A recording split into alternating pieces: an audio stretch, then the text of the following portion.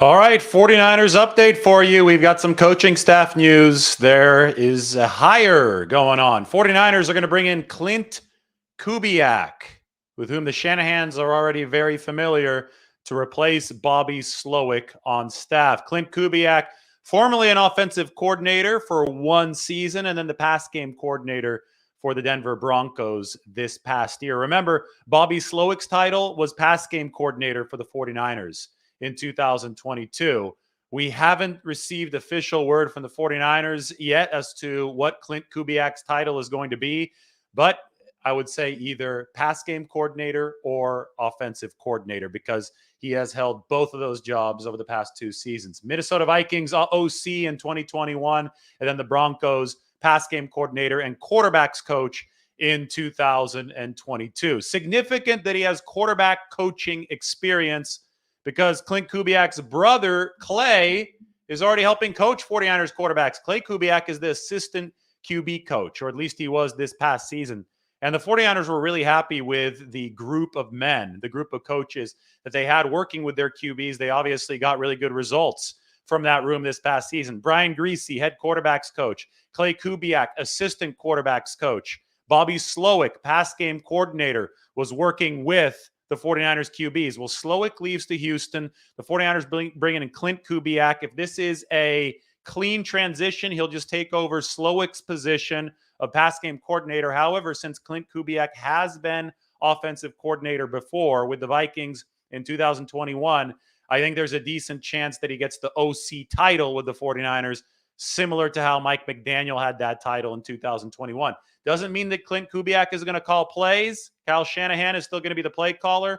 But if you've already held an OC title, there is a solid chance that you're going to hold an OC title again within the setup that the 49ers have. But, I'm most curious to see how the two brothers on this coaching staff work together.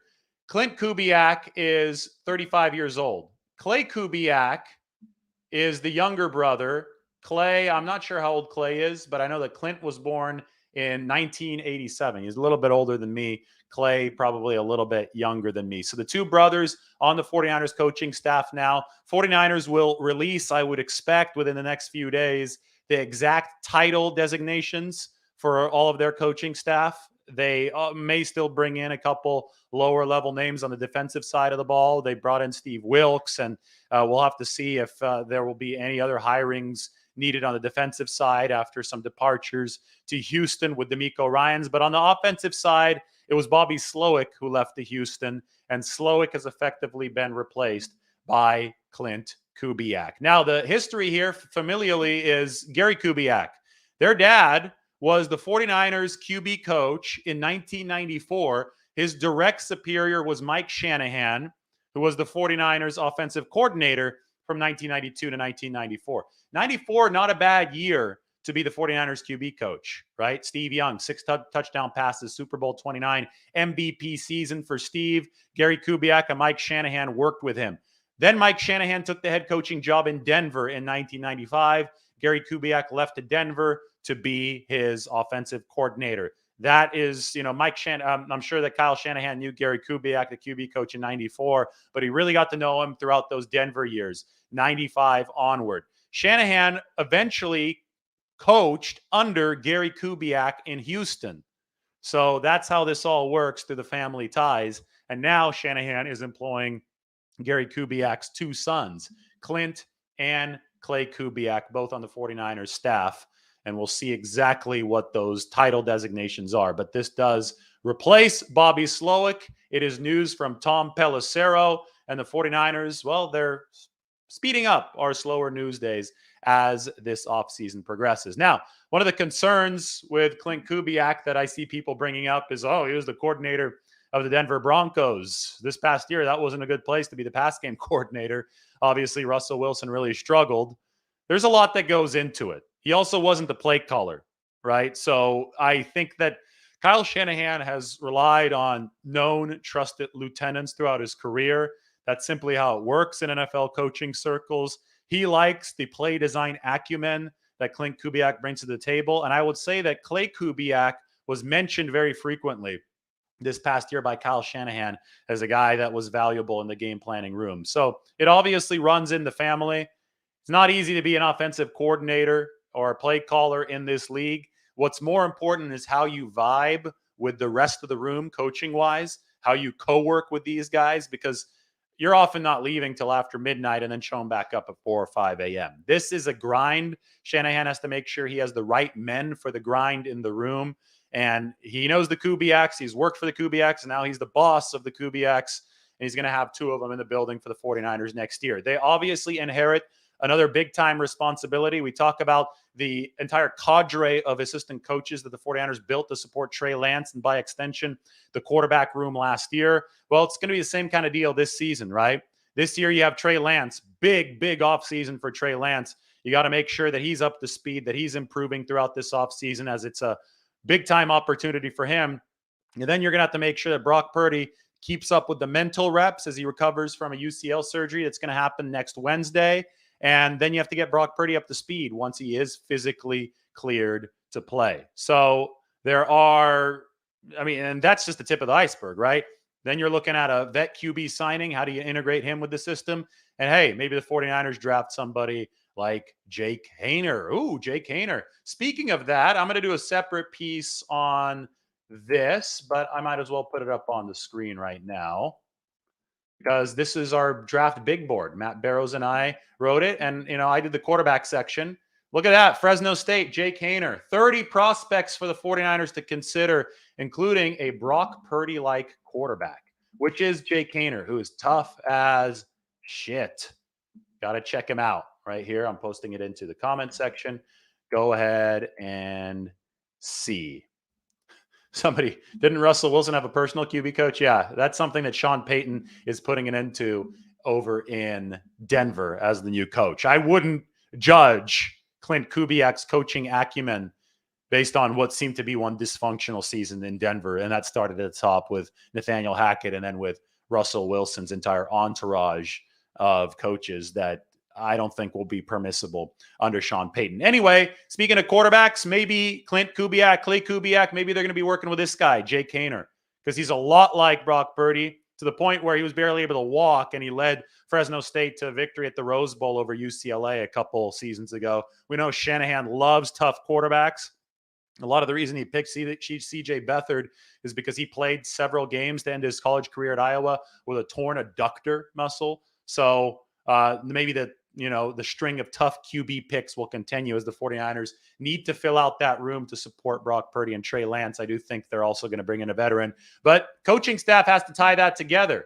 And when we're talking about the coaching staff, Klint Kubiak, Clay Kubiak, no more Bobby Slowick, the sons of Gary Kubiak, who was under Mike Shanahan, will now be under Kyle Shanahan, working with the 49ers. So that is the staff update for you. Let's take a look at a couple questions, and then I have got to bolt.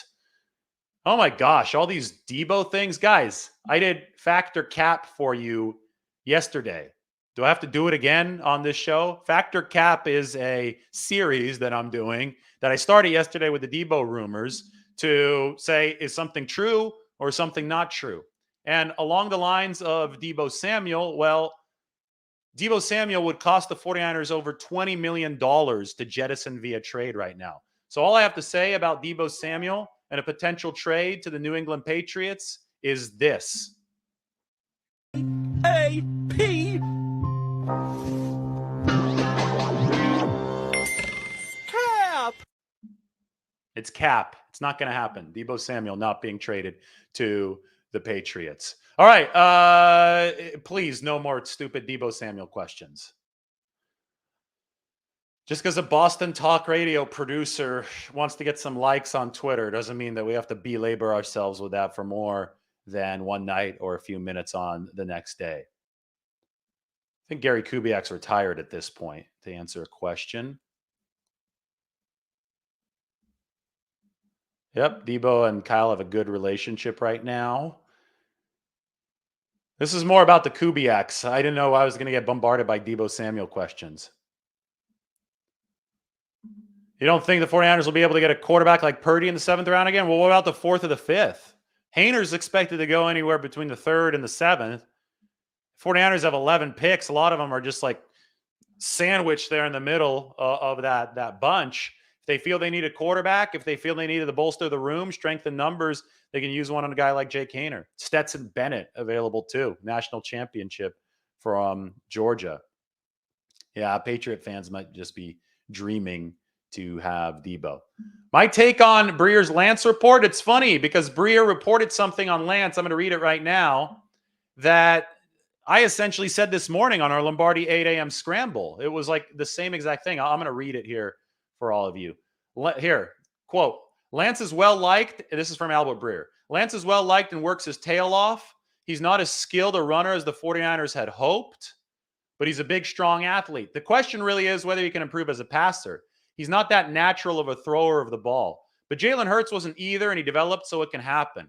And if Lance, through his work with his personal coaches, comes back and a different quarterback in the spring and lights up OTAs, then I think the 49ers would be thrilled. That's from Albert Breer. It comes down to that. It comes down to his ability to execute in-rhythm passes so that Kyle Shanahan can trust his ability to operate within the pocket. Listen, Lance is plenty fast enough, moves plenty well enough to be a athletic quarterback, a guy that delivers in the pocket but uses the escape hatch when he needs to with his legs. But nobody in the NFL is invincible enough, I think, to be a run-first quarterback these days. You've got to have that throwing component, even if you're Lamar Jackson. Lamar Jackson does both, but if he was just a running back, he wouldn't be nearly as valuable. So that's where the 49ers have to get Trey Lance. He might not be as fast as those guys, but have the legs accentuate the passing ability. All right, Klint Kubiak, hired by the 49ers. Quick recap.